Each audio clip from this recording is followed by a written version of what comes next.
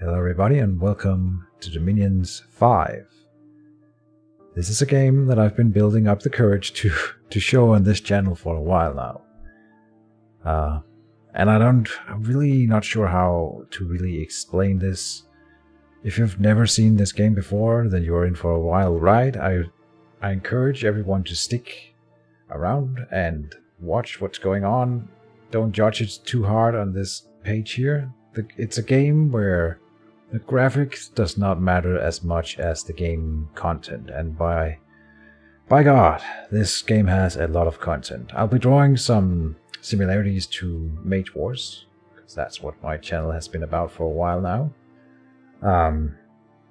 Like Mage Wars, in this game, it's a strategy game where you play a character, basically. In this game, you are a god. In Mage Wars, you are a man who's just graduated from an academy of magicians. Here you are a god, and you will be commanding not a squad of units, but an entire nation, and summoning demons and commanding all the things. Like, it's big.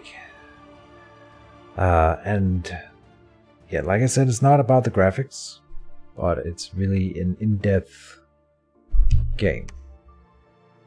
I think the best way to start with this game is to show you some of the characters we can play, and specifically the one that we'll be playing in this game. You can create a pretender god, is what they call themselves, and we can view created pretenders here, but we'll go in this way. I think I need to say a few words before we go that far. First of all, I'm running a mod because I'm a masochist and this game is not hard enough apparently. Running one here called Natgenthots or Natgenthots. It's, you can right click it for info. Natgenthots generated nation. Yeah, I'm not sure exactly what this mod is about. I found it. It's a multiplayer game we're going to be playing, and the guys I've found are playing with this mod. It's sort of a joke mod, but it doesn't really matter if you're learning the game for the first time. What it does is it takes out some of the basic nations and adds in some joke nations. And then the gameplay is basically the same, except we have some silly nations. I thought it would be good for my first playthrough of this game. We're not going to take it too seriously. I'm gonna, of course, do my best in this game, but let's not expect to win it. These other guys it's a game of 9 players, I think, and the other guys are much more experienced than I am. This is just for me to find a shimmy my way into a multiplayer game and start hopefully doing that a lot. And I mean, where do we even start? Like at the first few games I played, I was gonna make some videos on that and make it like a Keejchen alerts to play Dominions 5 series, but let's be honest, that's not really how this game works. It didn't work, and then I ended up playing it a lot, and I really feel that playing against the AI, as it often is in these 4X games, it's just not that fulfilling. So we're gonna be playing a multiplayer series. It works in a play-by-boast kind of game, where we have to turn in a turn every 48 hours. Once everyone has turned in their turn, the turn will roll over to the next turn, and we have to download a file and send it back and so forth. Good. In this game you play, like I said, a god. The lore is sort of that once a pretender god, achieves godhood by what they do this by collecting a series of thrones of ascension that are in the world on the map. When they claim enough of them, they will ascend and become the Pantocrator, and then they will win the game. After that, eons pass. The god starts to get bored. The Pantocrator loses touch with the world and sort of finds a new goal, which is outside the universe, and drifts away.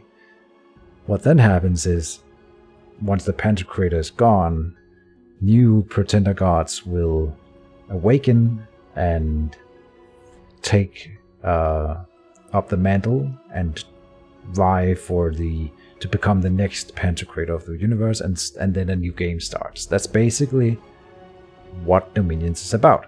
You are a Pretender God who awakens because the old Pantocrator is gone, and it's an endless cycle like this. So let's talk about our Pretender and our nation that we are going to be playing. We'll click here, create Pretender God.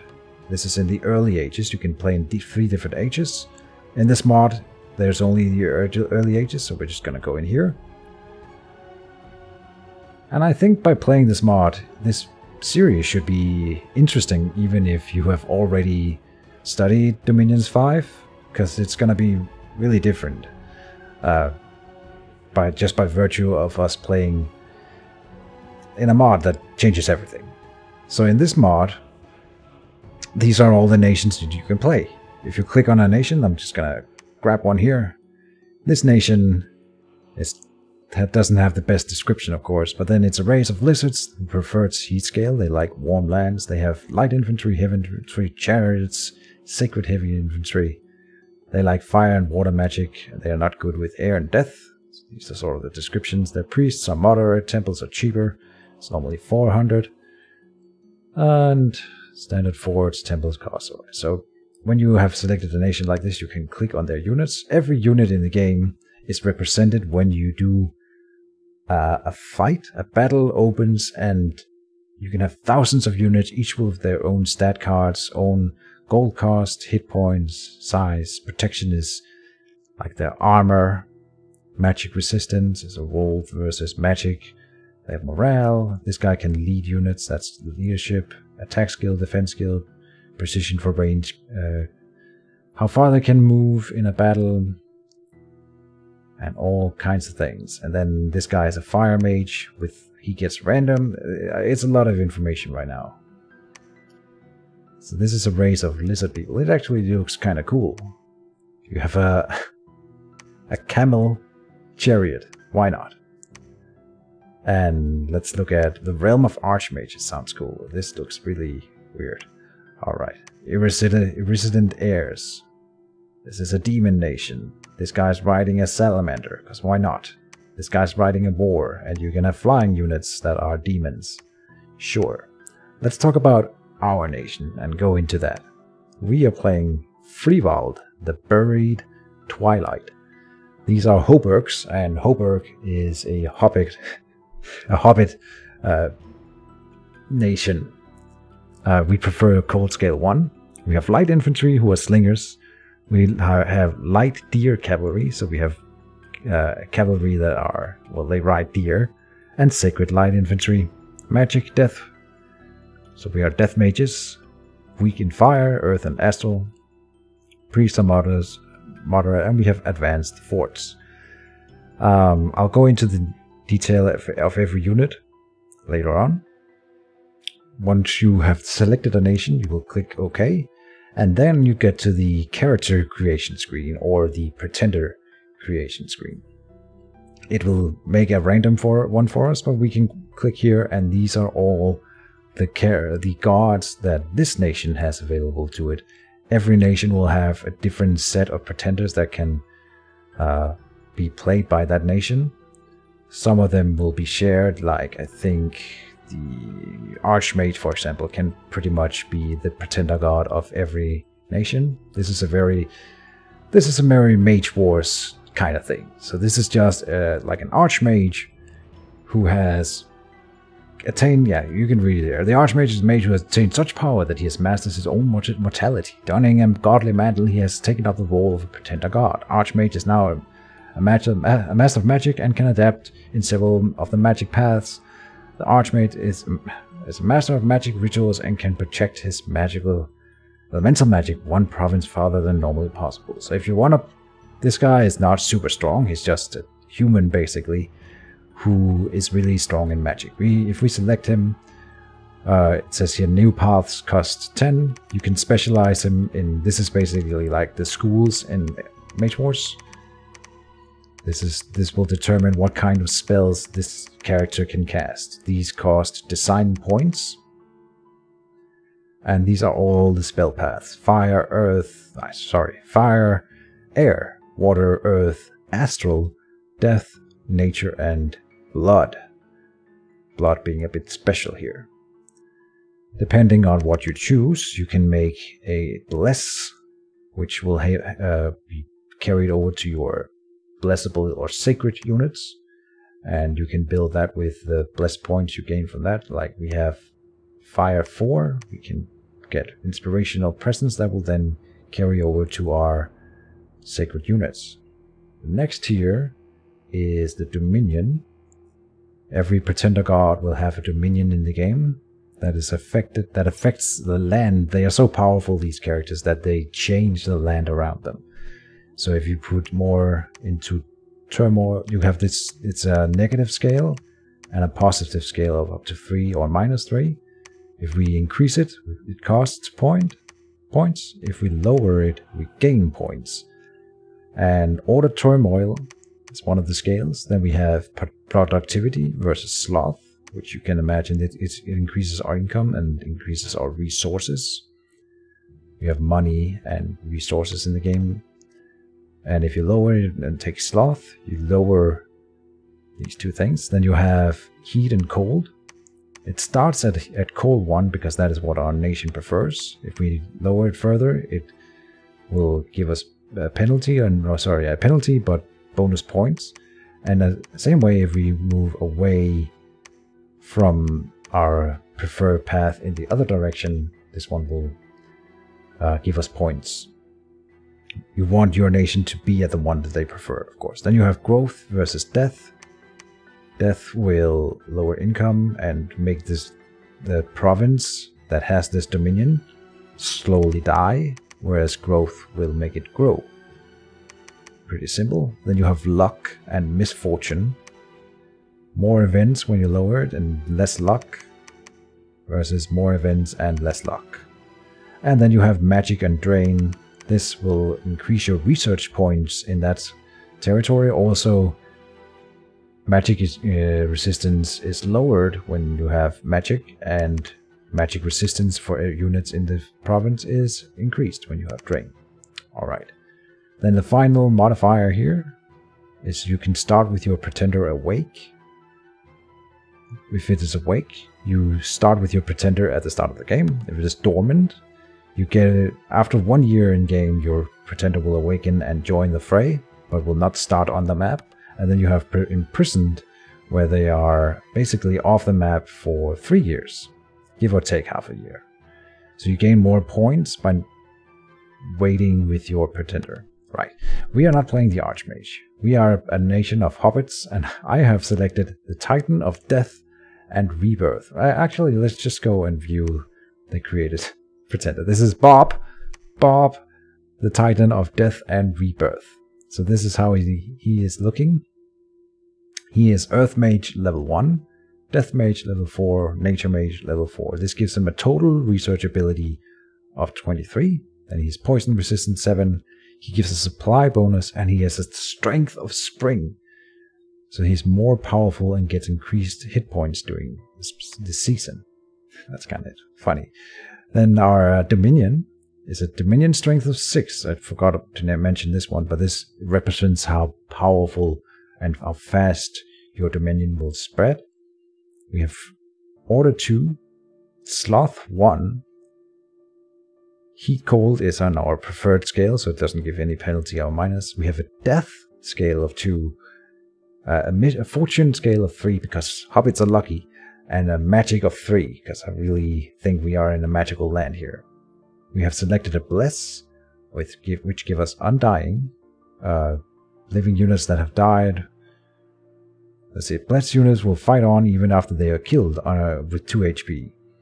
Down to 2 minus HPs, basically. Living units that have died will die for real after the combat, but undead units will survive the ordeal, and that is important. Undead command, all sacred commanders will be able to lead more undead units. Extra 20, which is kind of cool. And all sacred units will be in a semi-undead state. They will not require anything to eat, and they are seldom affected by diseases. The effect is always active and does not require the sacred unit to be blessed. That's kind of cool. Normally you have to bless a unit in battle in order to get the benefits. This one is always active. Then we have Resilient.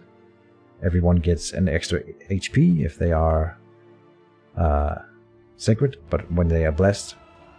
And then both minor and major poison resistance. And you might think this is a bit overkill, but I look at what the other players in this game are playing, and they are all, or at least half of them, are playing some nations that have a bunch of poison stuff. So I thought, okay, the counter build here is to just take major and minor poison resistance for all our sacred things, and that's kind of covered. And I think he is an imprisoned, no, sorry, dormant character, so he will be joining us after 1 year in the game. Alright.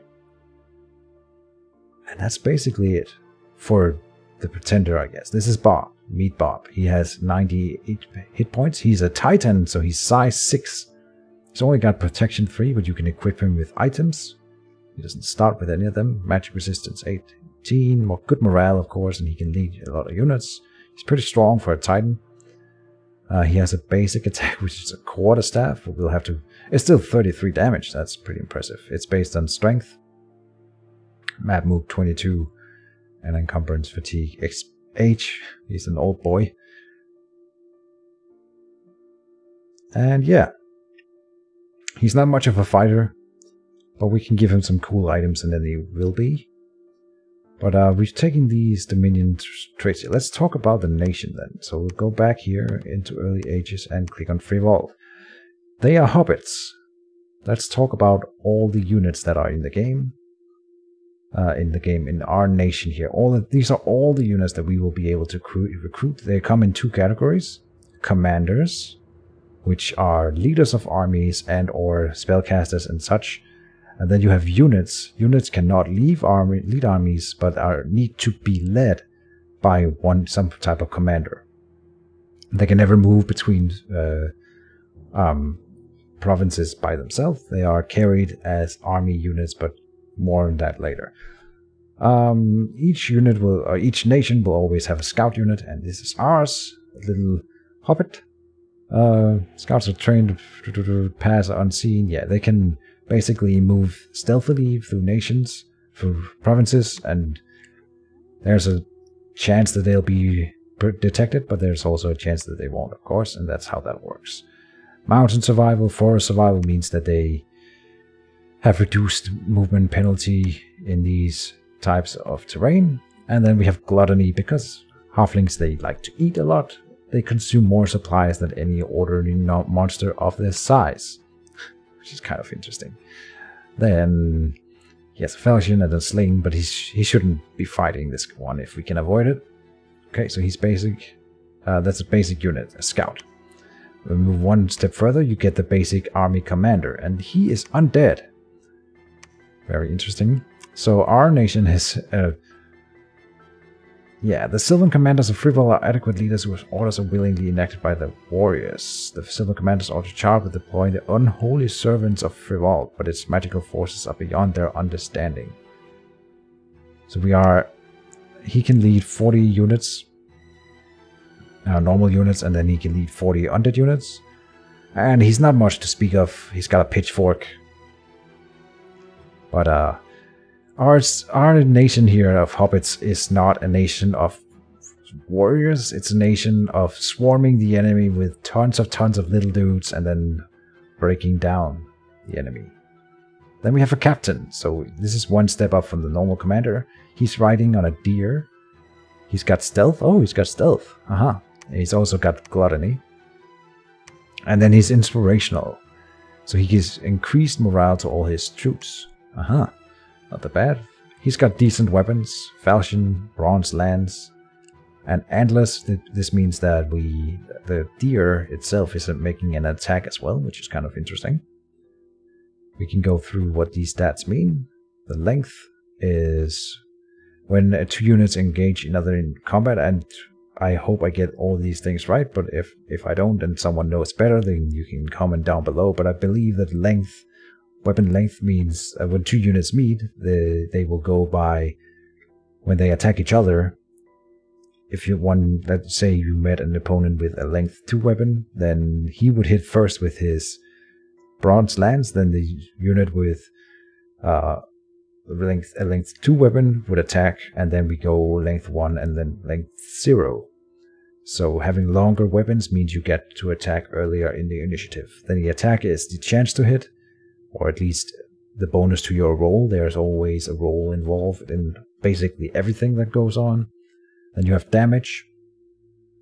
Damage is, well, there's different types. Pierce, I believe, can go, and it even has a charge bonus for first strike. Pierce will also pierce armor to a certain degree. Slash damage does not, but can do other things. And then you have protection over here. Leather cap is for head attacks, and then you have a hauberk, which is the bottom, and he has a shield which increases parry, specifically, I believe, against... I'm not sure how that works exactly, but it increases his defense skill. And his protection is summed up here. No basic natural protection, but he has an armor value of 7. 7 for head, 8 for body. And that is because of these 2 items.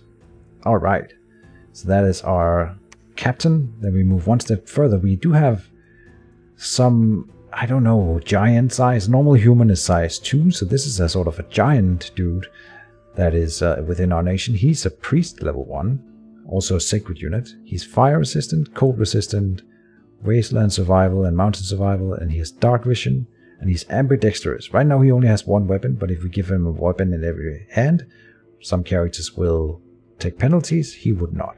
So we want to be equipping these guys with 2 weapons, if we can. And it's kind of interesting that we have these semi-giants in our army. An acolyte. Then we move to the next one here, the Avenging Lord. And these guys are kind of interesting, because it's, I said this was a joke mod, but it really is. The Avenging Lords hold a minor place in Friwald's hierarchy with barely more power than an Avenging Nightblade. Can shape-shift into a were-hyena, and I have tested this in a test game.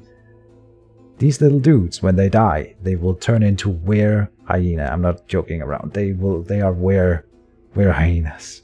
Alright, and he's a priest and sacred.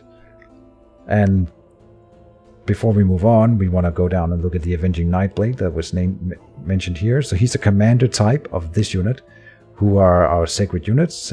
The only sacred unit standard soldier we have. So they are the ones who will get blessed in combat. And they are, they're were-hyena, all of them. So we have hobbits that turn into hyenas when they die. Interesting. Next up from the Avenging Lord is the High Priest. A High Priest is a priest level 2, so you can imagine that's better than a priest level 1. Can bless more units per cast and such. Also sacred, he's an Inquisitor. The priest is very efficient when preaching against other faiths. The priest level is double for this purpose, so you can use him to remove the enemy dominion. He's Glutton, he's level 1. He's a fortune teller, so he can prevent bad events. And he's got Elegist. Right, if your god dies in the game, you don't lose the game, but he is taken off the map, and your priests can be dedicated every turn to calling him back. He will be counted as a 2 level higher priest for calling your god back when they die. A very rare trait, and hopefully one that we will never have to use, but if we do have to use it, that's good. Alright.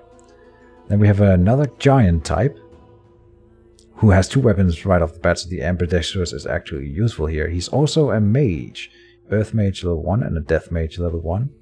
He's got 9 research.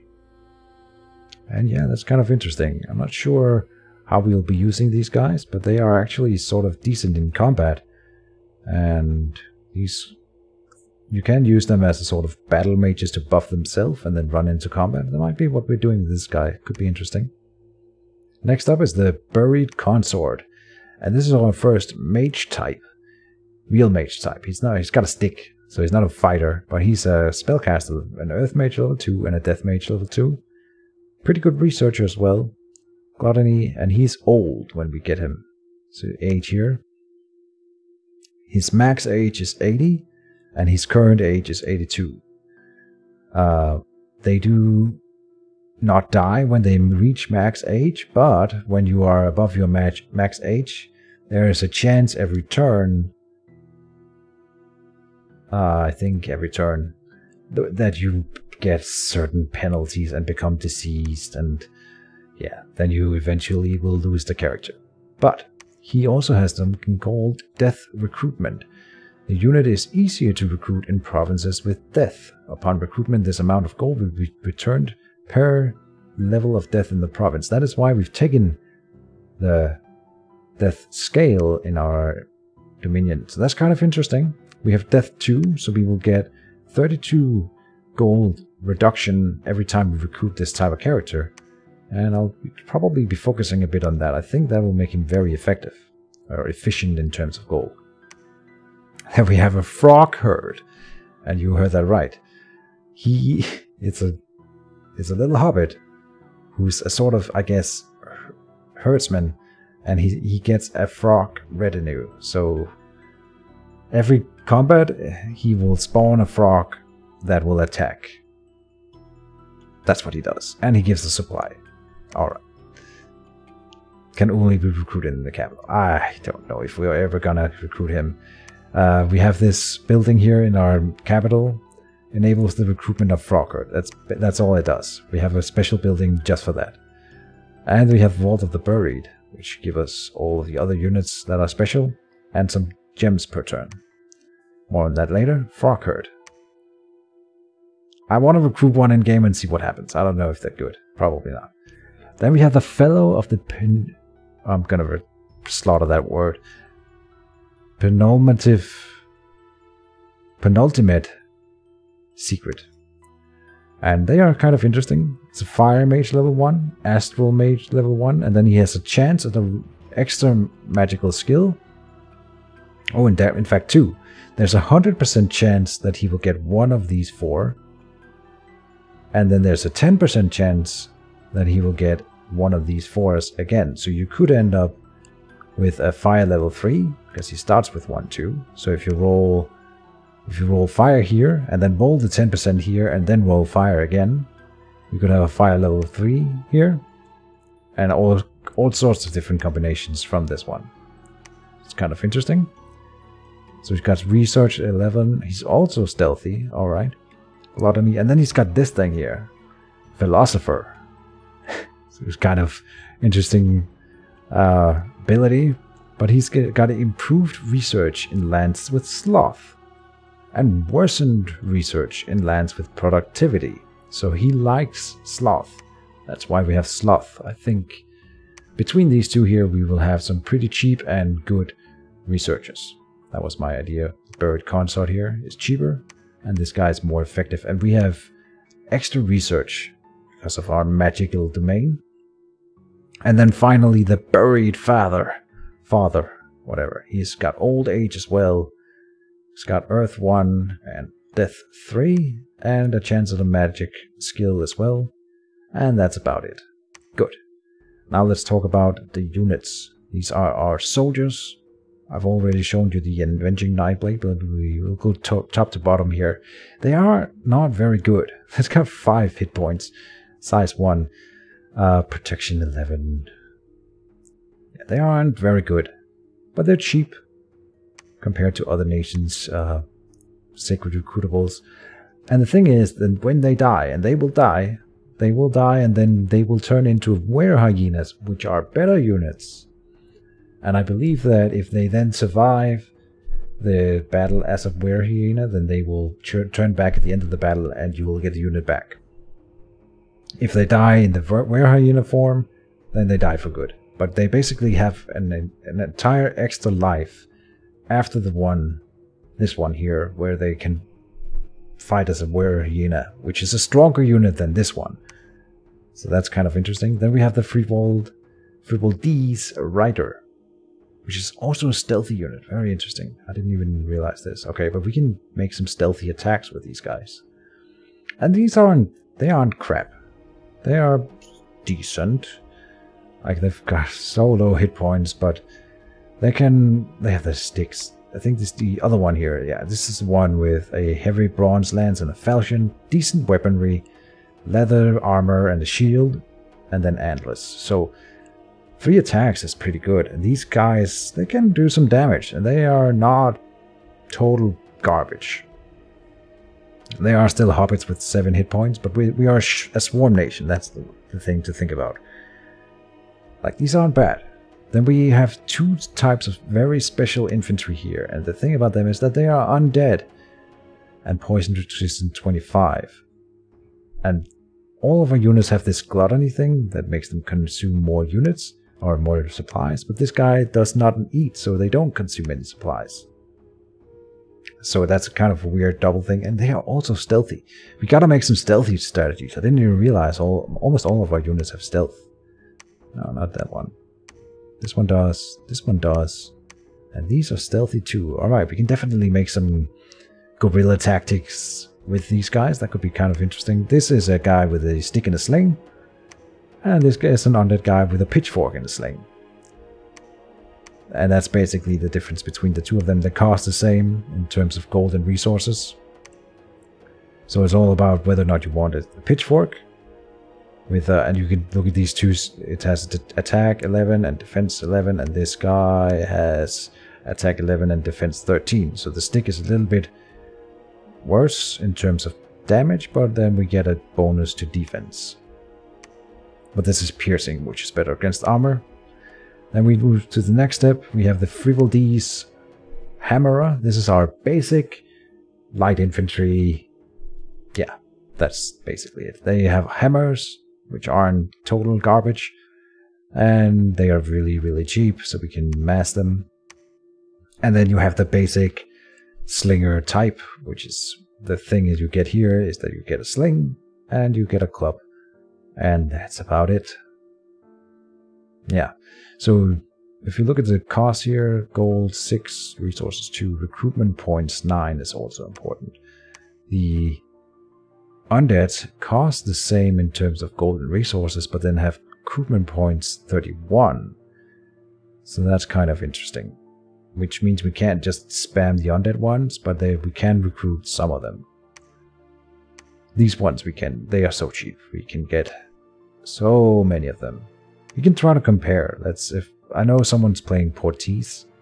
If you look at their basic units here, it costs 23 and resources 9.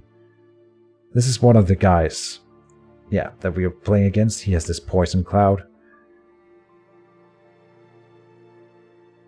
All of their units emit this poison cloud. And they are of course poison resistant, but our units will be as well, so that poison cloud will not do anything to us. And these units are stronger. They got a little monkey as well, whatever. This look really cool. Alright. We'll meet all of the enemies once we get into the game. This is our nation, Hobergs from Friwald. And yeah, this is sort of what I wanted to explain in this episode. I know it's a rather long episode. This is quite common in Dominions though. Oh, I only did 30 minutes. Normally they take like an hour for the introductory episode. And I thought it would be kind of funny to have a Titan lead a bunch of hobbits. Like they're basically the size of his foot. I don't know. And it's very thematic. We have this death and rebirth, and we have half-dead hobbits with a nation of half-living. I don't really know what the lore behind Friwald is. You have hobbits that are happy in life, and then you have the undead hobbits, because why not? I don't know. I hope it'll be funny. I hope we'll have some good times with this nation. This is episode 0. Following this one, I should be able to get episode 1 up soonish. The game has already started. I haven't done turn 1 yet, but we'll do it together. And yeah, so I hope I covered everything, but if there's any questions, do let me know, and I'll try to answer them, and hopefully we will cover it in the coming episodes. It takes quite a while to do a Dominion series, but it'll be fun. It's a very deep and strategic game with all kinds of different things. We can look at something we didn't look at. We could do that. Now just, if you are satisfied, you don't have to keep watching, but I want to show, let's see, we can do you here. We can try to build him real quick. Nah, it doesn't really matter. But then we have the magic schools. I get this by clicking S.